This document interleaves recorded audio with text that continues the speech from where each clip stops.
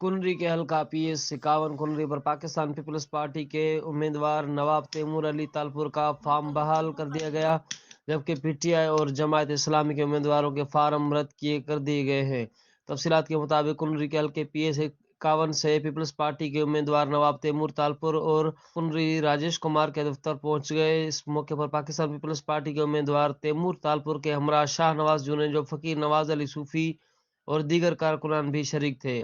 کنری راجیش کمار کی جانب سے حلقہ PS51 پر پاکستان پیپلز پارٹی کے امیدوار نواب تیمور تالپور کا فارم بحال کر دیا گیا۔ حلقہ PS51 کنری پر کل 17 امیدواروں کے فارم بحال کر دیے گئے ہیں، جن میں سے 2 امیدواروں کے فارم مسترد کر دیے گئے۔ مسترد ہونے والے فارمز میں PTI کے امیدوار عرفان سلیم اور جماعت اسلامی کے امیدوار ممتاز گشکوری کے فارم مسترد کر دیے گئے۔